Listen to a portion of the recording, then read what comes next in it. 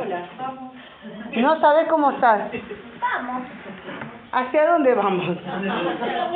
Esa es la pregunta, ¿no? Sí, camino confusión. Avanzamos nomás. Avanzamos, pero no sabemos hacia dónde. Ok, bueno. Bueno, ya se va a ir aclarando.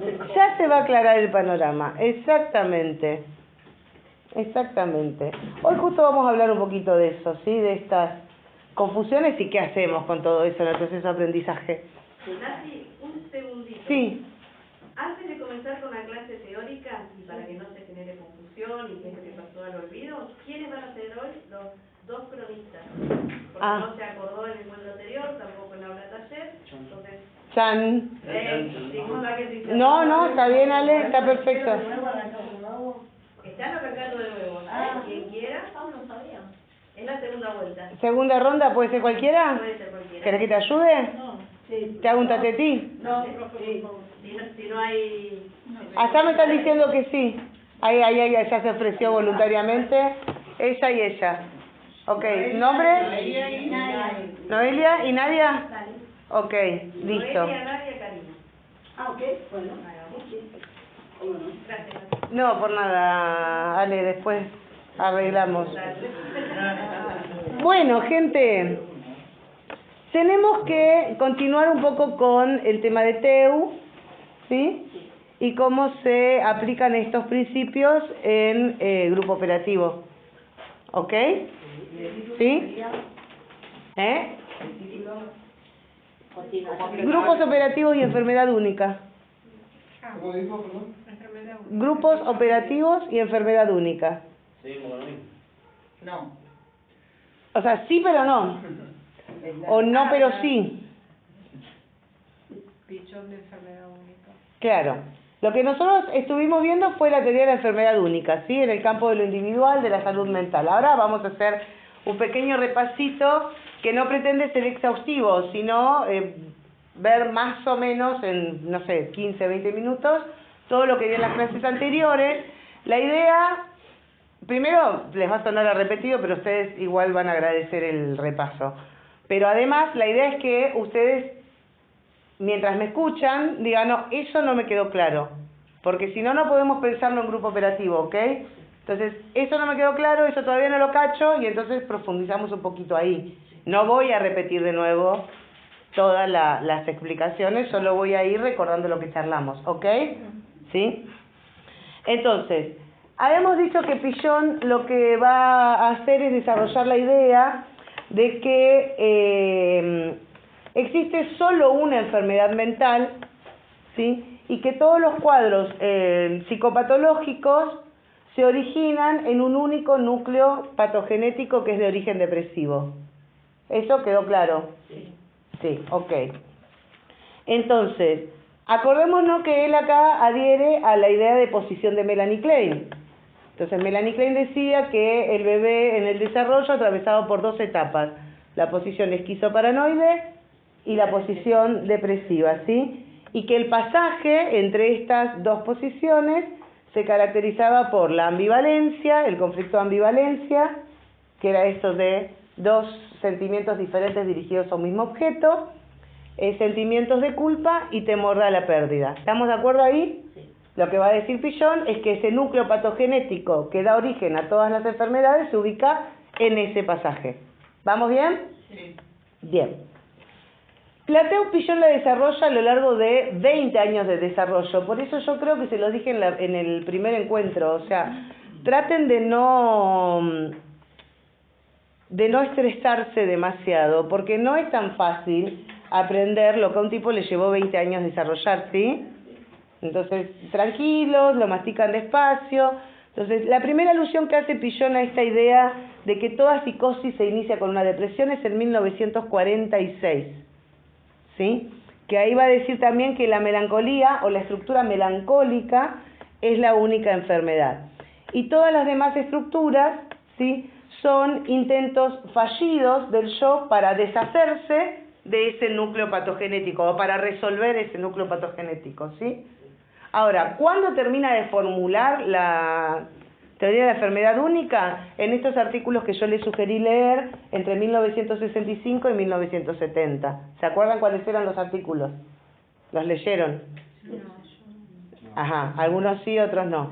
Una teoría de la enfermedad, lo leyeron porque tenían que hacer la síntesis. Bien. El otro era una nueva problemática para la psiquiatría y el que tocaría hoy es el de grupos operativos y enfermedad única, que también está en el proceso grupal. ¿Bien? Entonces, ¿cómo? En el libro está todo en el libro, exactamente. Entonces, Piaget va a establecer la depresión, ¿sí?, como estructurante no solo de la patología, sino del psiquismo. Para Piaget, la depresión no es solamente una enfermedad, sino que es una parte constitutiva del psiquismo, ¿sí? La tristeza, dice Piaget, es estructurante del sujeto.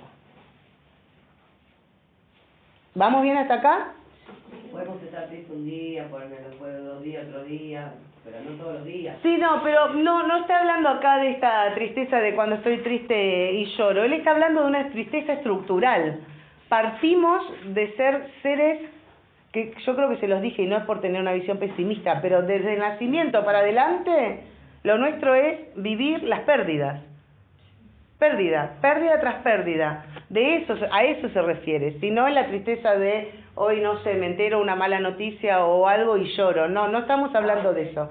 Estamos hablando de esta manera de enfrentarnos a la pérdida que la vida nos propone permanentemente. O sea, desde que nacemos hasta que nos morimos estamos perdiendo cosas. ¿Sí? Y el modo en el que vamos afrontando esas pérdidas es lo que nos va a acercar más a la salud o a la enfermedad. Hablamos desde la pérdida de los dientes del infarto. Pérdida de todo, hablamos. Primero perdemos el útero. Después, la gran pérdida el núcleo patogenético central. Perdemos al objeto completamente bueno. ¿Sí? Después perdemos la teta, perdemos el chupete, perdemos el ser solitos en casa porque nace un intruso. Perdemos la familia o la casa para empezar a ir al jardín. Perdemos a la amiguita del jardín porque pasamos a la secundaria y no fue a la misma escuela. Perdemos permanentemente cosas, perdemos horas de vida. Yo hoy estoy más cerca de morirme que ayer. ¿Y lo que vamos sumando ¿Está bien? sirve? Sí, bueno, si lo puedo pensar desde ahí, porque en esas pérdidas lo que hay es crecimiento. Pierdo para crecer. Pero acá es cuando Piaget dice que la tristeza es estructurante. Para desarrollarme, tengo que perder cosas. ¿Se entiende? Y eso es la ambivalencia también. Porque crezco y me desarrollo en medio de la pérdida, de la tristeza. ¿Se entiende? ¿Sí? Las herramientas, o sea, tenés que ver cómo lo afrontás desde las herramientas. Claro. No vivirlo como una pérdida. A nivel psíquico se experimenta como una pérdida. Lo que pasa es que lo que importa acá es qué mecanismos utilizo para afrontar eso y si esos mecanismos van variando o si me quedo rigidizado en un solo modo de afrontamiento. ¿Está bien? Está. ¿Sí? ¿Se acuerdan que en algún momento yo les dije, es más, ahora no me voy a acordar exactamente cómo se los dije, que les dije, anótenlo porque eso se me acaba de ocurrir, de que nos enfermamos porque no podemos aceptar que la vida sea como es, ¿no? Entonces, esa es la pérdida. La pérdida es esa pérdida de ilusión de que las cosas puedan ser como yo las quiero. No, la realidad siempre va a ser frustrante en cierto punto. Incluso el vínculo más maravilloso e idílico que se les puede ocurrir, en algún momento es frustrante. No sé, el vínculo con un hijo. Tengo una chica alumna del grupo de arteterapia que tuvo mellizos.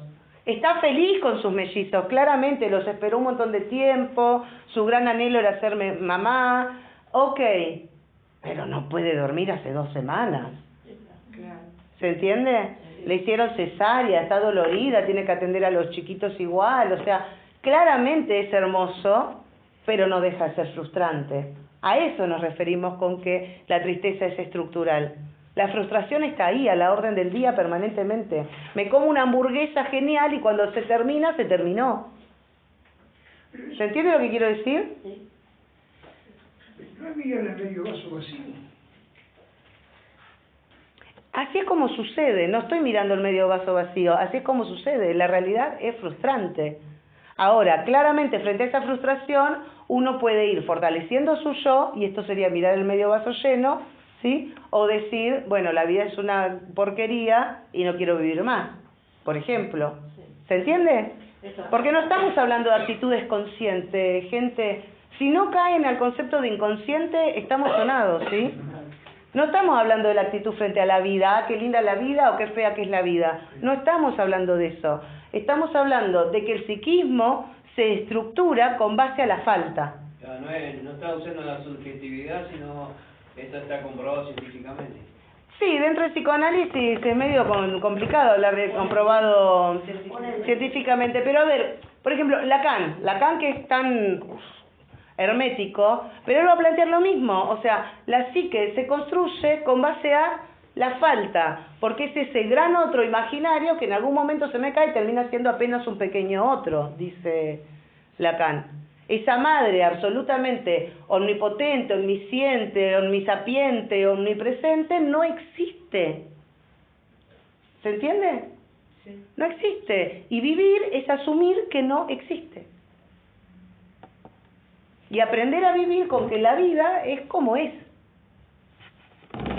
¿Se entiende? O sea que no, para no sufrir no tendríamos que apegarnos a nada. No se puede no sufrir. Claro, saber manejarlo. A ver, la gran farsa de las terapias es creer que porque vamos a terapia vamos a ser felices. No vamos a ser felices porque vamos a terapia. Lo que vamos a aprender es a transcurrir por la infelicidad yendo a terapia. No nos podemos curar de la vida. ¿Está bien? No nos podemos curar de la vida. La vida es dolorosa. La gente que queremos se muere. Nosotros mismos nos morimos. Nuestro cuerpo envejece, se enferma. Digo, vivir solo cuesta vida, dicen los redonditos. Los redonditos, ¿no? Vivir solo cuesta vida. ¿Sí? Y no es ser pesimista, es asumir eso, es más, esa es la madurez, asumir que vivir solo cuesta vida. ¿Se entiende? Y se nos va la clase hablando de filosofía, pero me parece que hay algo en donde no se termina de comprender la noción de inconsciente. Ustedes creen que todo pasa por acá, pero eso es ser pesimista. No, yo no soy pesimista, pero asumo que y justamente ese es mi optimismo, asumo que estar viva implica perder cosas. ¿Sí? Salud. Pero justamente el optimismo quizás... Pero mi optimismo viene de esto de decir, bueno, pero puedo disfrutar también eso, ¿no? Y aprender a convivir con eso. ¿Se entiende? O me trae cosas nuevas y mejores. Exacto. Fuere, O no. Carrera, o no. Seguís. O mi vida es un derrape constante. Bueno, eso es lo que me tocó. Bienvenida al planeta Tierra. Bienvenida a la vida, claro. Lo que pasa es que hay reflexiones universales, llamémoslas, que dicen que las enfermedades físicas se originan primariamente en la mente. Sí, pero es la mente inconsciente. Es una consecuencia de la... Es la mente inconsciente. Igual eso no está demostrado. Algunas teorías, no podemos psicologizarlo todo, tampoco podemos olvidarnos que la psique existe, ¿sí? Pero digo, siempre hablamos de la mente inconsciente. No, nadie se crea un cáncer conscientemente, ¿sí? Siempre es inconsciente. Dentro de lo que es observable y no observable. Exactamente. ¿Bien? Bien, entonces, esta tristeza como estructurante del sujeto, decíamos, es parte esencial de la teoría de la enfermedad única. ¿Cuáles son los 4 principios que menciona Pillon dentro de la teoría de la enfermedad única? Principio de policausalidad, donde habla de esta sumatoria de distintos factores que dan por resultado una determinada conducta. ¿Vamos bien? Sí. El segundo principio... Pluralidad fenoménica. Muy bien, este señor estudió, ¿eh? No, está muy bien, hable, que a mí me gusta saber que algo quedó.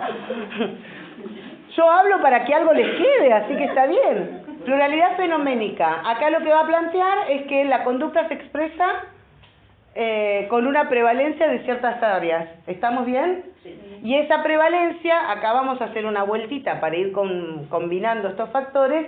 La prevalencia de en qué área yo me expreso con mayor frecuencia va a tener que ver con mi historia, con la sumatoria de esos factores del principio de policausalidad. ¿Sí? y con el otro principio, el de continuidad genética y funcional, porque el modo en el que yo estructuro mi conducta tiene mucho que ver con el modo en el que yo fui resolviendo esos conflictos y esas pérdidas que la vida me ha traído. ¿Se entiende? ¿Sí? El otro principio lo mencionó recién Sa. Continuidad genética, pero lo sabe. No lo dice, pero lo sabe, ¿verdad? Bien, muy bien. Continuidad genética y funcional, ¿no? Donde acá también Pillon va a decir esto, este núcleo patogenético, que tiene que ver con la depresión y que la depresión o la pérdida es el hilo conductor, tanto para enfermarnos como para sanar. ¿Se acuerdan que para sanar había que como rebobinar y volver a todas esas pérdidas anteriores no elaboradas? ¿Estamos bien? Y que esto no era exclusivo de las personas enfermas, sino también nosotros, los sanos, ¿sí? Atravesamos por estas pérdidas y lo hacemos como podemos. ¿Está bien? Lo hacemos como podemos. Entonces, estas depresiones se van a corresponder con el principio o con los factores disposicionales y actuales. ¿Sí? Las depresiones del desarrollo tienen que ver con todos esos puntos de disposición. ¿Está? Y la depresión actual tiene que ver con el factor actual. Ven que los principios los vemos por separado por una cuestión didáctica, pero hay que poder engarzarlos, ¿ok? Entonces menciona ahí las 5 depresiones, se las acuerdan a todas, me imagino. Dígame la primera, dígame, te invito a decirme. Proto. La protodepresión, la depresión, ¿la que sigue? La del desarrollo. Primero desencadenante, después regresional y atrógena. Muy bien, ¿cómo sabe esta gente? Bien, y el cuarto principio, movilidad de las estructuras, muy bien. ¿Qué plantea ese principio? Justamente lo que está faltando, me parece. Movilidad de las estructuras. Ay, claro, la movilidad de las estructuras es que se mueven las estructuras. Lo que va a plantear acá Pillon es que la salud tiene que ver con la plasticidad de las estructuras y la enfermedad con la rigidez, ¿ok? ¿Y plasticidad y rigidez de qué? Y acá conectamos, exacto, pero conectamos con el segundo principio. La rigidez o la plasticidad en la estructura de la conducta. Y la estructura de la conducta va a estar dado, como dice la compañera, por las formas de control de la ansiedad, las formas de acercarnos al objeto, ¿sí? Las formas de relacionarme con los demás, las formas de asumir las pérdidas, los mecanismos de defensa que utilizamos. Todo eso es la expresión, ¿sí? Fenoménica, podríamos decir, es decir, lo que se muestra de la conducta. ¿Está bien? Cuando hablamos de movilidad de estructuras, hablamos de movilidad o fijeza en esas cuestiones. ¿Cómo manejo la ansiedad? Comiéndome las uñas. ¿En qué área está el objeto malo puesto ahí entonces? No, pero en el cuerpo. ¿Sí? ¿Me como? Ah, lo mismo que comer, comida también. ¿Cómo? ¿Sí? Pero hay otras personas que cuando están ansiosas andan buscando con quién pelear. También. ¿O no? Presente. Hay que descargar. Que yo creo que les conté que en época de pandemia, pobre, el único que tenía para pelear era mi marido y tenía que convivir con él, no se lo merecía, así que lo que hacía era buscar en Facebook a quién pelear. Me metía en los grupos a ver algún comentario molesto para poder pelear con alguien, porque necesitaba descargar. O sea, ahí hacia el mundo externo. Hay otras personas que cuando están ansiosas no pueden dejar de pensar. ¿Sí? Mente. Área 1. No puedo dormir, no puedo dejar de pensar, me embarullo, ¿no? Entonces, formas de manejo de la ansiedad. Uno puede utilizar los tres y eso habla de que estamos un poco más sanos, quédate tranquila. ¿No? Porque uno puede decir, bueno, primero no puedo dejar de pensar, después voy o me duele la panza o me como todo, y después voy y me enojo y me peleo con mi marido o con alguien, y de a poco voy, ¿no?, depurando esa ansiedad hasta que puedo estar mejor. Esto sería la plasticidad. No estoy instalada en una sola forma de manejo y control de la ansiedad. ¿Se entiende? ¿Puede haber factores favorables para el manejo de la ansiedad, como el deporte, por ejemplo? Y ahí estoy utilizando el mundo externo, o el cuerpo también, ¿sí? Pero sí, meditar, hacer deportes, claramente, pero de vuelta, la ansiedad no tiene que ver con estar nerviosos, ¿eh? La ansiedad de la que hablamos acá es esa angustia, En la carga ¿sí? esa. Frente a que la vida no es como yo quisiera que sea. ¿Se entiende? O sea que para que se deje de articularla, o sea, externamente, mentalmente, tiene que ser un descargo. Y hay que tramitarla de alguna manera, claro, hay que tramitarla de alguna manera. Si yo puedo recurrir a todas las áreas, ¿sí? Entonces estoy integrando y hay más movilidad. Si solo soy de esas personas que frente a los conflictos lo único que puede hacer es pelearse con el mundo, entonces estamos jodidos, ¿sí? O comerme la vida, o enfermarme, ¿sí? O sea, hay personas que frente a los conflictos siempre les pasa algo, les duele la panza, les duele la cabeza, tiene una contractura, tiene un accidente, entre comillas, Se aíslan. ¿sí? Entonces, vamos, ¿se entiende lo que quiero decir o no? Pero de vuelta, insisto, olvídense de la mente consciente, no estamos hablando de una actitud frente a la vida. La ansiedad no es estar nerviosos, ¿sí? Estar nerviosos es una manifestación de otros procesos inconscientes. ¿Está bien? ¿Me van siguiendo? La ansiedad puede generar angustia. Al revés, la angustia genera ansiedad. Pero acá la ansiedad que estamos hablando es esta ansiedad, este miedo a perder algo o este miedo a ser atacados. De esas dos ansiedades básicas es de las que habla Pillon tomando la Melanie Klein. ¿Sí? Exacto. Por eso él habla de miedos o ansiedad. Miedo a la pérdida, miedo al ataque, ansiedad ansiedad depresiva, ansiedad paranoide. Fantasía. ¿Está bien? O sea, la ansiedad primera. Sí, porque son básicas. Claro. ¿Está bien? Y lo después es todo lo demás es respuesta. ¿Estamos bien? Sí. Bien. Más o menos de esto estuvimos hablando en todas las clases anteriores. ¿Estamos bien? ¿Me olvidé de algo? ¿Hay algo que no se haya entendido de todo esto? No, cuando vos lo decís, estamos bien. Sí. Ok. Sí. Claro, porque yo lo entiendo. El punto que el tema es cuando nos ponemos a repasar cada punto y ahí mi problema nunca lo había visto. Nunca me hablaron de esto. Jamás. Bueno, acostúmbrense a subrayar, acostúmbrense a hacer anotaciones a los costados. Si no quieren rayar los libros, hagan fotocopias y escriban, o en una hojita aparte. Fíjense que todos mis apuntes siempre tienen cosas anotadas a los costados, porque eso ayuda a fijar. ¿Sí? Eso ayuda a fijar. ¿Vamos bien o van a seguir hablando entre ustedes? Yo no anoto porque yo te escucho. Ah, ok. No, a veces no se puede hacer todo junto, pero de verdad les digo, hay una conexión, perdónale, me voy un paréntesis, hay una conexión, ¿sí?, entre el desarrollo cognitivo y el desarrollo motriz. Entonces, cualquier cosa que quieran aprender, escríbanla. No alcanza con subrayar texto. ¿Sí? Al menos a mí no me sirve solo subrayar textos. Necesito escribir. No importa si después eso lo tiro, si no me sirve, si quedó desprolijo, no importa. Pero escríbanlo, que lo que está acá se conecte con el movimiento. Con eso se fija. ¿Sí? Y eso se fija. Claro. ¿Ok? Bien. TEU en grupo operativo. Vamos con esto porque si no, no llegamos.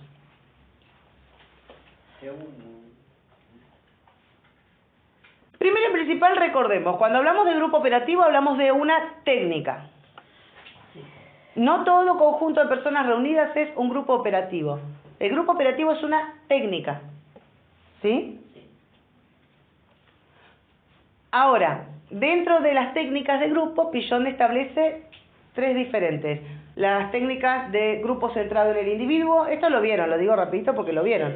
Grupo centrado en el individuo, por ejemplo, los grupos terapéuticos, en donde no se hace lectura de la dinámica grupal. Grupos centrados en el grupo, en donde se piensa el grupo como un todo, pero no se piensa en cada uno de los integrantes. Y por ejemplo, los grupos de trabajo. Y los grupos centrados en la tarea. Así define Pillon la técnica de grupo operativo. Grupo centrado en la tarea. Entonces, ¿qué es lo que vamos a pensar en un grupo operativo o cuando usamos la técnica de grupo operativo? Es cómo se relacionan estas personas con la tarea y entre sí. ¿Vamos? O cómo se relacionan entre sí, entre ustedes, vamos a pensar, este es un grupo operativo, se usa la técnica de grupo operativo, cómo se relacionan entre ustedes para poder abordar y hacer la tarea que tienen. Eso es lo que vamos a pensar en la técnica de grupo operativo. ¿Sí? No lo individual, no la dinámica total, sino justamente ese cruce. ¿Ese cruce entre qué? ¿Cómo se llamaba el eje de la persona? Vertical. El cruce entre el eje vertical, el individuo, y el eje horizontal. ¿Estamos? Y de ese cruce, voy a agregar uno más, que es el eje transversal, que tiene que ver con lo que pasa en la organización, en la comunidad, en el contexto. Digo, miércoles que hoy, en una semana que culmina con elecciones, ¿sí? Estamos totalmente atravesados por el contexto y no es lo mismo, ¿sí? La disposición a la tarea y un montón de otras cuestiones, las ansiedades que cada uno está manejando con relación a ese contexto, ¿está bien? Entonces es importante tenerlo en cuenta. Lo que pasa en el grupo tiene que ver con el cruce entre lo que le pasa a cada uno, lo que está pasando con relación a la tarea que tienen y lo que está pasando afuera, que también nos atraviesa a todos. De ese cruce es que va a surgir el rol, dice Pillon. ¿Sí? Esto del rol lo vamos a dejar ahí porque después lo vamos a retomar. Pero los roles que encarnamos dentro del grupo tienen que ver con ese encuentro particular entre lo que está pasando a nivel horizontal y lo que está pasándole a cada uno de ustedes en lo vertical. ¿Vamos bien? Entonces, si yo puedo comprender esto, vamos a empezar por el eje vertical un cachito. Cuando yo estoy coordinando un grupo, tengo que saber, ¿sí?, que cada una de las personas que está en el grupo tiene una determinada conducta y que esa conducta está multideterminada por todos esos factores que vimos en el principio de policausalidad. Cuando estoy coordinando un grupo, no me puedo olvidar del principio de policausalidad. ¿Sí? Es decir, lo que ella hace no tiene solo que ver con lo que pasa acá. Lo que pasa acá es el factor actual. ¿Sí? Y lo que ella hace es la respuesta con base a ¿qué? A su factor disposicional, a su factor constitucional. ¿Se entiende? Entonces, poder entenderlo así es como un duchazo de humildad.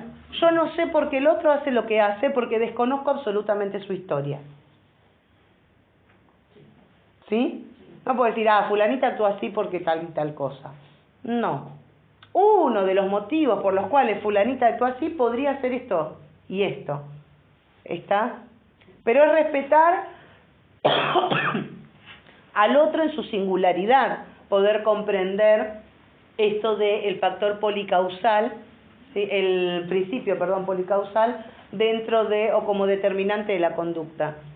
Yo nunca sé por qué el otro hace lo que hace. Y no voy a pretender saberlo tampoco. ¿Me vas siguiendo? Sí. Y si no se lo preguntas por ahí tampoco te lo dices. No, es que aunque yo pregunte, o sea, estamos hablando de vuelta de lo inconsciente. El otro ni siquiera conoce él mismo muchos de esos factores que determinan su conducta. ¿Sí? Mucho menos voy a conocerlos yo. Entonces, cuando estamos trabajando en un grupo, es fundamental tener presente los 4 principios de la TEU en la estructuración de la conducta de los sujetos. ¿Sí? Primero, para no etiquetar. Hasta así porque es así. No sé por qué actúa como actúa, ni sé cómo es el otro. ¿Está bien? Nosotros, los seres humanos tenemos una tendencia a etiquetar a las personas, y esto hasta cierto punto es sano, porque yo solo puedo, esto ya lo hemos hablado un montón de veces, yo solo puedo acercarme a algo desconocido por medio de su asociación o relación con algo conocido. ¿Sí? Entonces, lo primero que voy a hacer cuando conozco a alguien, inconscientemente, por favor, Tomen este concepto de inconsciente porque si no lo toman no van a entender nada o lo van a entender a medias. Inconscientemente le cuelgo un cartelito. Ah, es rubia como mi tía Margarita. Listo. ¿Sí? Si yo después puedo correr y decir, ah, no, ¿cómo era tu nombre? Patricia. Patricia. Ah, no, no es mi tía Margarita, es Patricia. Patricia es distinta de mi tía Margarita. ¿Sí? Y entonces le internalizo a Patricia, estoy más cerca de la salud. Si me quedo 5 años relacionándome con Patricia como si fuera mi tía Margarita, ¿sí? Y no puedo comprender que ella no es mi tía Margarita, si no puedo aprender la nueva realidad, entonces estoy más enfermo, ¿está bien? Ahora, en un primer momento, colgarle el cartelito de que se parece a mi tía Margarita me sirve porque es lo que me permite acercarme a ella, si no, no me acerco. ¿Está bien? Siempre que te cae bien alguien es así. Que me caiga bien, que me caiga mal o que no me caiga. Que me caiga mal, me caiga mal. Sí. Es siempre, yo tengo que ponerle al otro algo para poder acercarme, si no, no. Aparte yo no dije si mi tía Margarita me caía bien. No, pero como hablaste. Capaz que mi tía Margarita me caía mal. Y ella trata de acercarse a mí, y yo le pongo un freno porque no la quiero cerca. Si en algún momento puedo desglosar y decir, no, bueno, pero a la que no quiero cerca es a mi tía Margarita. Con Patricia no tengo ningún problema. Bueno, pero todo esto ocurre a nivel inconsciente. A veces podemos concientizarlo, sí, en los grupos lo hemos escuchado, ¿no, Ale? Esto de, ¿sabes que al principio vos me caías mal? Pero después me di cuenta, ¿no? O sea, sí se puede concientizar, pero la mayor parte del proceso es inconsciente. Y si no asumimos la noción de inconsciente, vamos a estar complicados para entender todos los conceptos. ¿Está bien? Exacto, es inconsciente, no tenemos ni idea de que nos está pasando. Si supiéramos que nos está pasando, lo podríamos abordar de otra manera. Lo que pasa es que por ahí a veces confundimos nosotros ahora con esa teoría, creemos que todo es consciente. No, no hay nada consciente. La mayor parte de lo que nos ocurre es inconsciente. ¿Está bien? Más o menos, cuesta. A ver, a Freud le llevó toda su vida que aceptaran la existencia del inconsciente, ¿sí? Y todavía hay gente que lo cuestiona y todavía hay gente que no. Entonces, Me dice, no, es el diablo. o cualquier otra cosa, o no, son procesos químicos que ocurren en el cerebro. Porque yo, ¿Sí? por ejemplo, uno aplica el criterio de que cada decisión que toma, cada instante de su vida es una elección. Sí, consciente. Y esa elección es consciente. La elección es A cada consciente. instante. La motivación de la elección. ¿Por qué decidieron estudiar psicología social? Uno dice, y porque me gusta, porque quiero ayudar a la gente, porque, ok, ajá, ¿y por qué quiero eso? Porque es lo que necesitas vos. ¿No? Y voy cada vez más abajo, cuando quiero ir, en algún momento me encuentro con que hay algo que no sabía de mí. Quiero ayudar a otros porque es lo que yo necesito, quiero entender la locura porque tengo un miedo atroz a la locura, pero nadie se anota diciendo, quiero estudiar psicología social porque quiero comprender la locura, tengo miedo a volverme loco. No, nadie lo piensa así. ¿Se entiende? Sí. Sí. Lo inconsciente está actuando siempre. Esto fue el gran descubrimiento freudiano. Lo que nosotros creemos que es una elección consciente, racional, estratégica, porque voy a hacer esto porque es lo mejor para mí, porque todo eso está muy bien, pero por debajo hay motivaciones que tienen que ver con nuestra historia personal y que es inconsciente. ¿Sí? Esto es lo que dice Freud. Bien, entonces, dijimos que en ese cruce entonces entre el eje vertical y horizontal, en el eje vertical es fundamental tener en cuenta que esto que trae Juan Carlos, no lo entiendo, no me entra, yo creo que soy consciente que tengo esto, ok, esa conducta, yo no puedo decir, porque, pongamos, no, lo que pasa es que a Juan Carlos le cuesta porque es un hombre grande. Es una posibilidad, pero no es solo eso. ¿Se entiende lo que quiero decir? No puedo decir que sé por qué este concepto puntual de inconsciente a Juan Carlos le está costando entrarle. Y está bien, supongo que a varios le está costando entrarle y esto, digo, no viene de otras preguntas que hacen. Pero Juan Carlos es el que lo expresa con mayor claridad. No me entra esto de lo inconsciente. Pero en este caso, ¿qué es lo que él está haciendo? Portavoz. ¿De qué? De algo que está confundiendo a todos y que él puede expresar. Entonces, yo no puedo decir que sé por qué esto a él le cuesta. No lo sé porque desconozco totalmente los factores constitucionales y disposicionales de la historia de Juan Carlos. ¿Se entiende? Toda su historia de vida. Todo este teórico que yo estoy dando es solamente un factor actual que a él le despierta estas inquietudes. ¿Se entiende lo que quiero decir? Entonces, esto es pensar el eje vertical. Ahora, con relación al eje horizontal, también tenemos que saber que en cada situación grupal hay múltiples factores. ¿Sí? Pues seguimos con el principio de policausalidad. Hay múltiples factores que están en este momento operando aquí para que las cosas se den como se están dando. Fundamentalmente después en el espacio de grupo operativo. Ustedes tienen un espacio de aula taller y un espacio de grupo operativo, ¿verdad? Sí. ¿Actúan igual en cada uno de los dos espacios? No, ¿verdad? Claramente que no. Porque primero, entre medio de uno y otro está el teórico. ¿Sí? Entonces, los que entran al grupo operativo no son los mismos que salieron del aula taller. ¿Está? ¿Ustedes creen que sí? Claramente, creemos que sí. Pero algo se modificó adentro. Pero hay diferencias de conducta.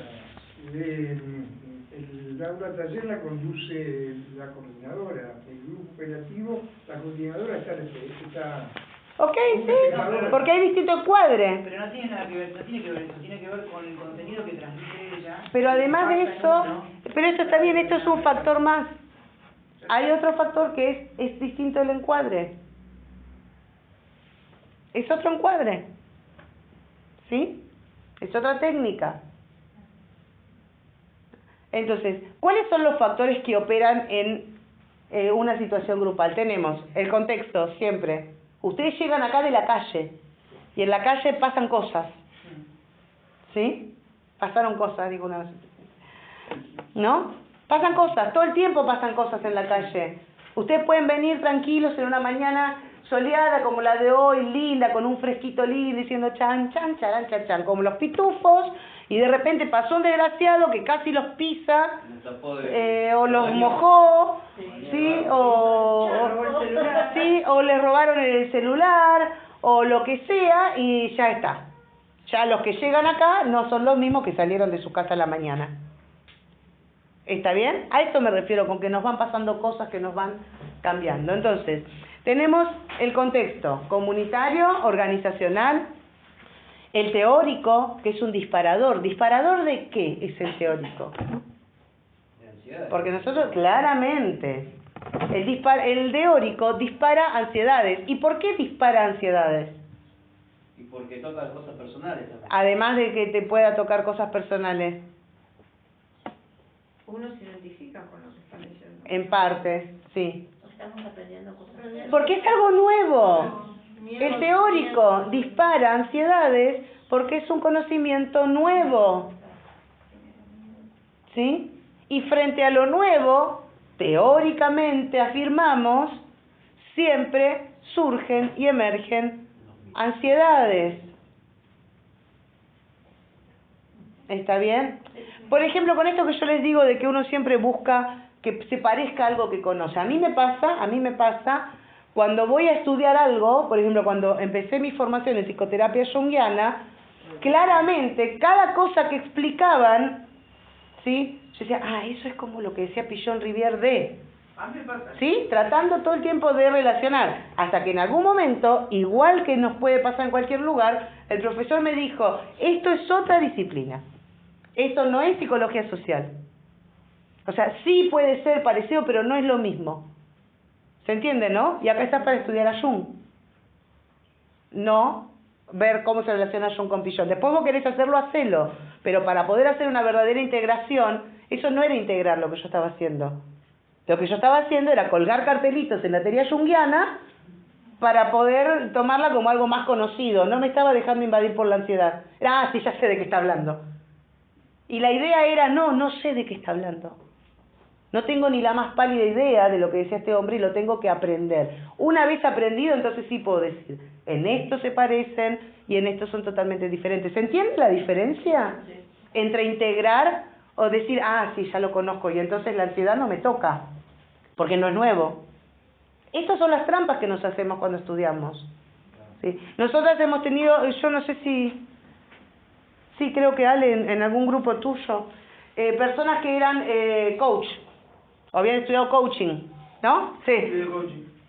Y entonces cada teórico lo querían relacionar con el coaching. Y no es que esté mal relacionar con otra disciplina, el tema es que si lo hago de entrada, lo que estoy haciendo es no conocer esto. Porque pretendo que ya lo conozco porque lo conozco de otro lado. ¿Se entiende? Claro, pero tengo que poder verlo. Y cuando veo que es otra cosa, tengo que permitirme invadir por la confusión de no entiendo nada. No sé de qué me están hablando. ¿Sí? La única manera de aprender es asumir que no sé de qué me están hablando. Pues si ya lo sé, ¿qué aprendo? El primer paso del aprendizaje, dicen en coaching, ya que lo nombré, ¿sí? Es asumir que no sé. ¿Está bien? Entonces, el teórico es disparador de ansiedades por esto. El docente también es distinto una clase de otra. Bueno, a ustedes les tocó ahora la desgracia de tenerme 3 seguidas, pero el docente también es distinto. El docente llega distinto, da la clase distinto, a veces con un poco más de énfasis, como hoy, que no sé qué me pasa, que estoy así. Debe ser el sol, debe ser el día, porque hoy yo me levanté chan, chan, charan, chan, chan. Hoy yo me levanté así, el feriado largo. 17 de octubre. Claro, tiene razón, ahí está. El sol para todos. ¿No? Claro, bueno, pero se entiende. Venimos de un feriado largo, venimos descansados, nos hemos evitado el maldito lunes, ¿sí? O el martes se convirtió en lunes. Bueno, ¿se entiende lo que quiero decir? Todos esos factores influyen en cómo ustedes están escuchando esta clase y cómo después van a estar en el grupo operativo. ¿Bien? ¿Vamos bien? Entonces, cada nuevo encuentro es un factor actual que se suma a esos factores disposicionales y constitucionales del grupo. ¿Cuáles son los factores disposicionales y constitucionales del grupo? No, pero vamos bien. ¿Cuáles se les ocurren que pueden ser los factores constitucionales y disposicionales del grupo, si hacemos un paralelismo? Constitucionales son estar acá en la escuela, por ejemplo. Lo constitucional, acuérdense que era, vayan a lo individual, vayan al principio como es.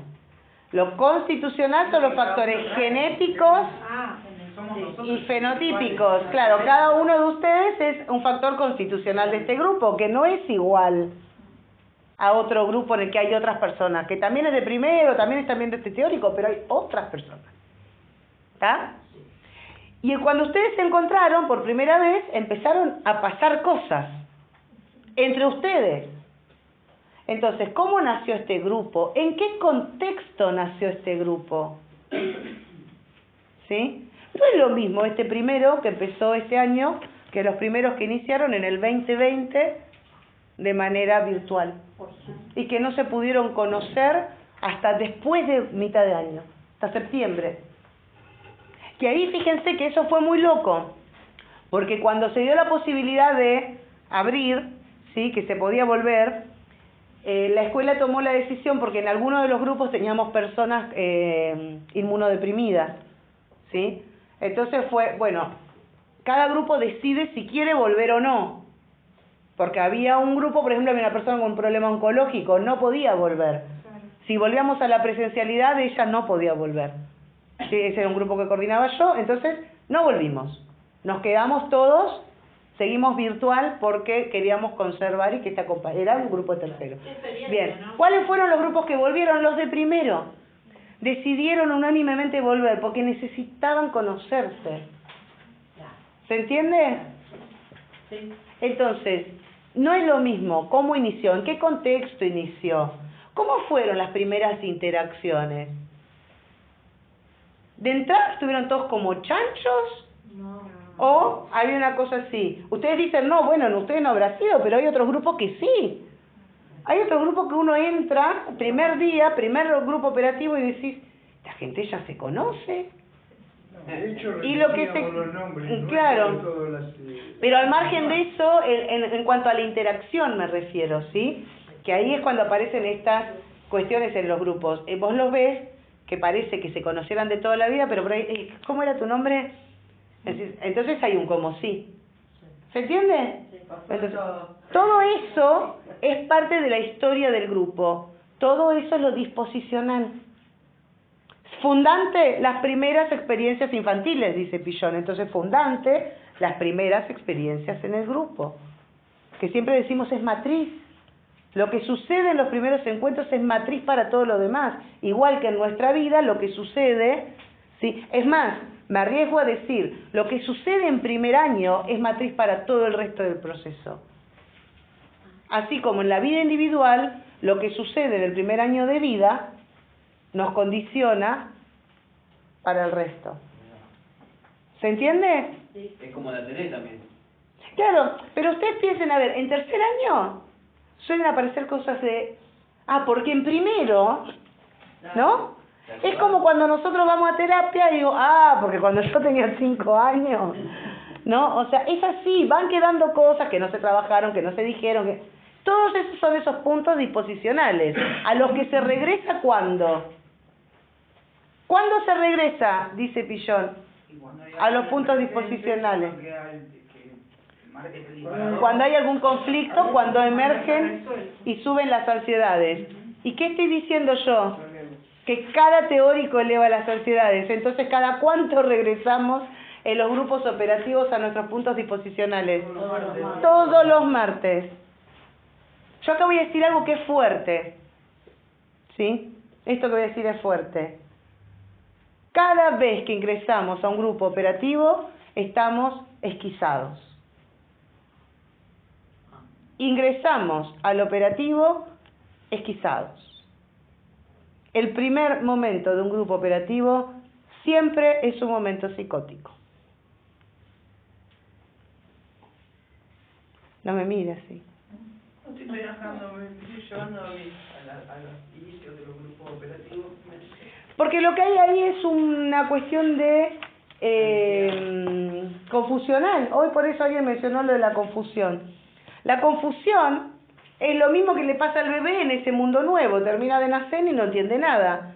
Ustedes, termino yo de irme y todo lo que les pareció que habían entendido, porque cuando yo lo digo suena bonito, ustedes no entienden nada.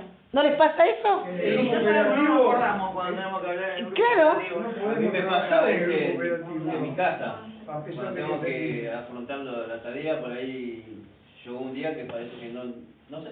Claro, pero esos momentos confusionales son necesarios. La Entonces, laguna. cada vez que entramos al grupo operativo, ¿sí?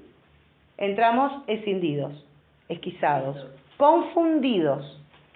Porque lo primero que hay es confusión. Y justamente para ordenar esa confusión, lo que vamos a hacer es empezar a separar las aguas, que es lo mismo que hace el bebé.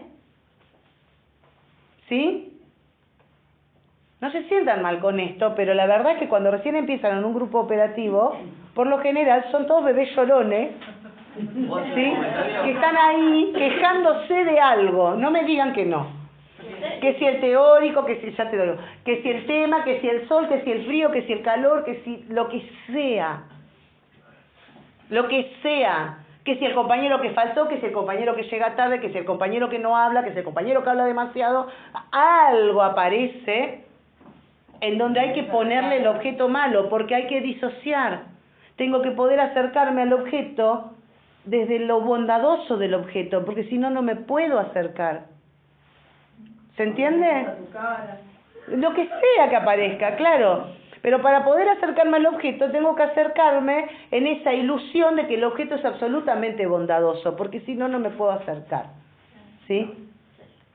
Entonces, ya te dejo, no me olvide que me pediste la palabra. Entonces, el aprendizaje pasa por 3 momentos. Un primer momento que es un momento confusional. Un segundo momento que es un momento esquizoide, en donde separamos para entender. ¿Sí?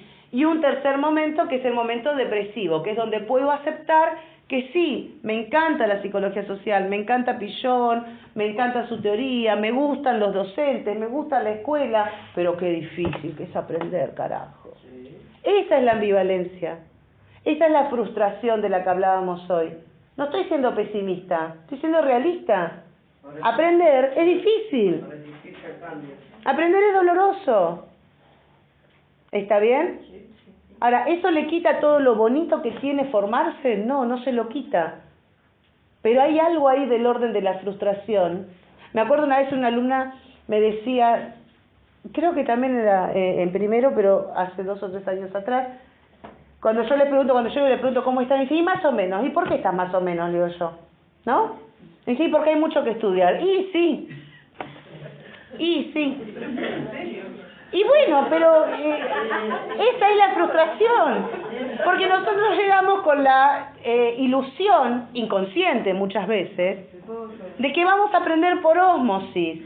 Ustedes, en el fondo, tienen la ilusión de que solo escuchándome hablar durante estas 2 horas, o si pudieran durante toda la semana, yo les digo que se cansarían si no hablen con mi marido, van a aprender, y no van a aprender escuchándome. Van a poder comprender algunas cosas un poquito, pero el resto exige un esfuerzo. Y esa es la frustración. Y ahí está la ambivalencia. Como dice el dicho, que me decía una profesora de francés. Voy a repetir palabras de una profesora de francés, ¿eh? No vayan a creer que yo ando por el mundo diciendo estas ordinarieces. Porque vieron que está el dicho que dice, el que quiere celeste que le cueste. Bueno, ella nos decía, el que quiere pescado que se moje el culo. Así nos decía la profesora de francés.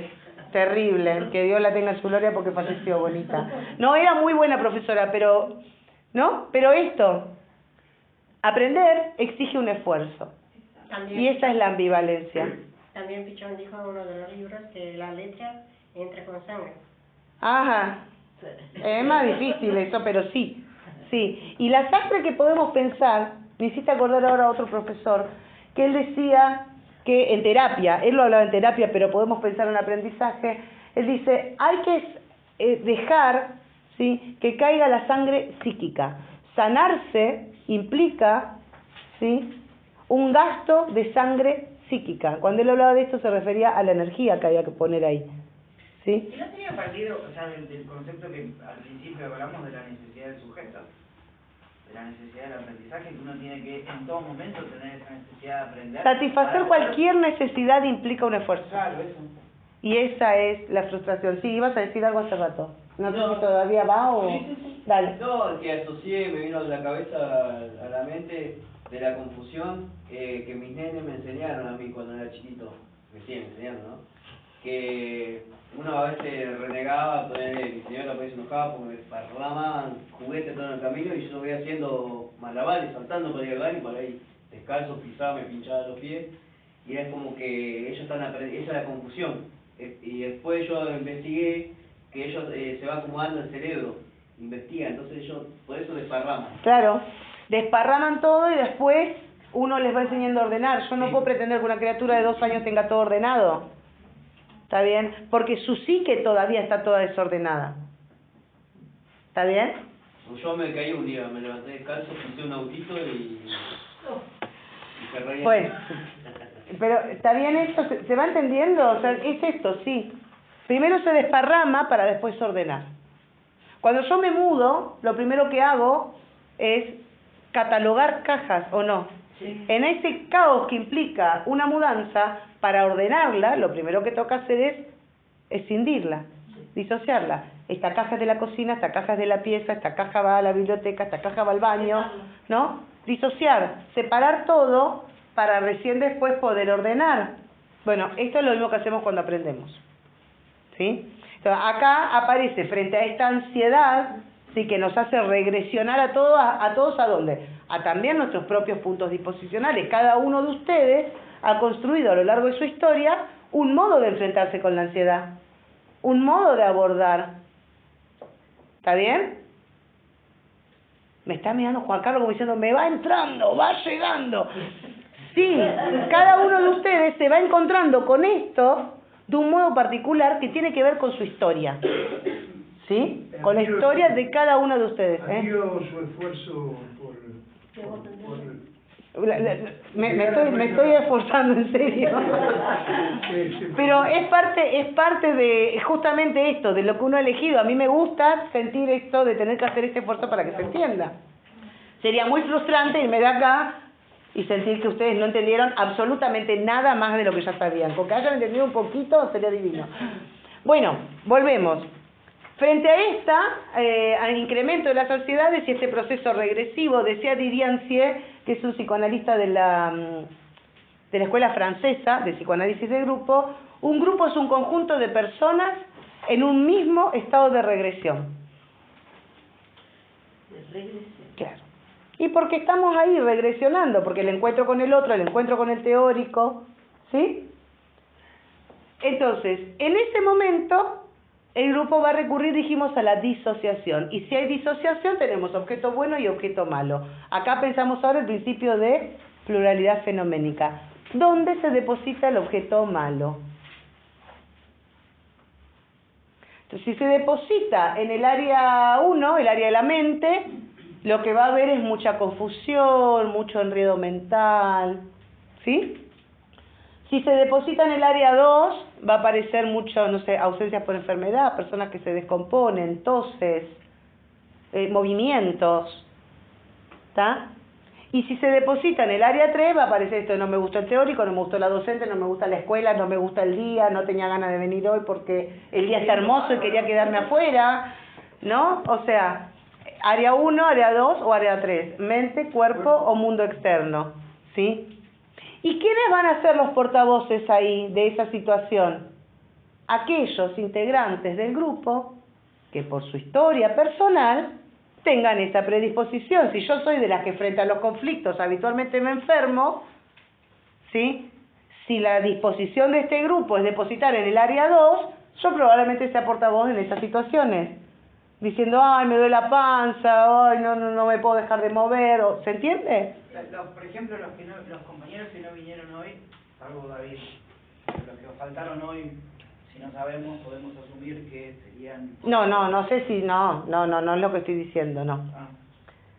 Lo que yo estoy diciendo es que si este grupo tiene como predisposición, ¿sí?, a depositar en el área 2 el cuerpo, o si en una situación, ¿sí?, se juega eso, aquellos que por su historia personal, por eso yo mencioné lo del cruce entre rol, eje vertical y eje horizontal, aquellos que por su historia personal tengan también esta disposición, van a encajar y son los que van a poder portavocear que la ansiedad o el objeto malo se está depositando en el área 2. Porque es el que se va a enfermar, el que no va a poder dejar de moverse, el que va a hablar de que tiene un revoltijo en la panza. No sé por qué faltaron los compañeros. ¿Está bien? Sí, no, yo tampoco. ¿Pero se entiende lo que quiero decir? Ahí es donde aparece este cruce, ¿sí? Entonces, cada grupo va a ir construyendo una determinada disposición de encontrarse con el objeto.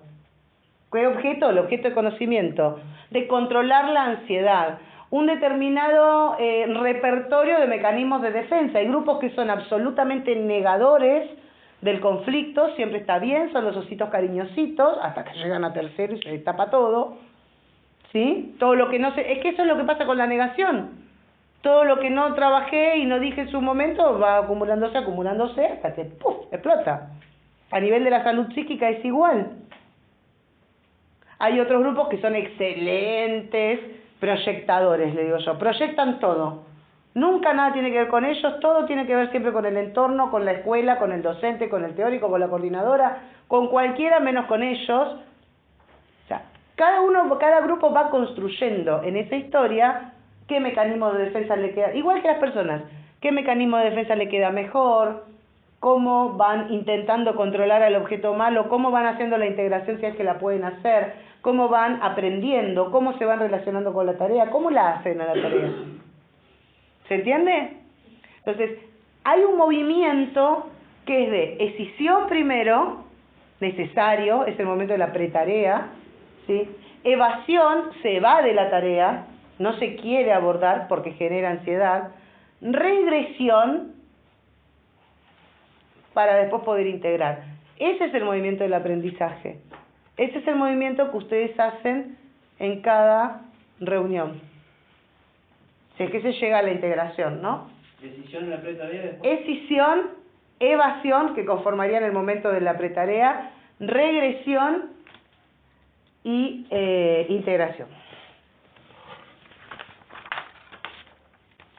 ¿Estamos bien hasta acá? Entonces ya hablamos. Principio de policausalidad, tener en cuenta todos los factores que operan.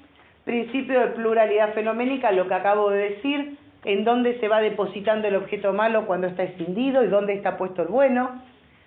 El principio de continuidad genética y funcional, lo mencioné también antes, que es cuando les hablé de esto de que en esa historia ustedes van dejando puntos disposicionales, ¿no? Cosas que no se han resuelto, cosas que no se dijeron, determinadas formas de abordar los conflictos, determinadas formas de afrontar las pérdidas. Todo grupo atraviesa por pérdidas también. ¿Sí? Tenía más pérdida del grupo. ¿Hay personas que se fueron aquí? Sí. Bueno, ahí tenés pérdidas. ¿Sí? La otra es la misma que hoy hablaba cuando ella me dice, pero no aprendemos también. Y sí, aprendemos, pero crecer implica ir perdiendo cosas. Aprender implica ir perdiendo cosas. Ustedes hoy no son los mismos que eran. ¿No? Entonces, han perdido el grupo que eran. ¿Se entiende? ¿Sí? Ya no son más el grupo que empezó. Perdieron personas, ¿sí? Perdieron ciertas estructuras y formas de relacionarse porque las cambiaron por otras, tal vez más operativas. ¿Está bien? Pero eso es algo personal y yo estoy seguramente proyectando algo, pero lo decís de una manera que a veces como que sonaría como si fuera algo malo y en realidad no es algo malo. No es algo malo. Lo malo es no asumir que vamos perdiendo cosas en el camino. Eso es, entre comillas, lo malo.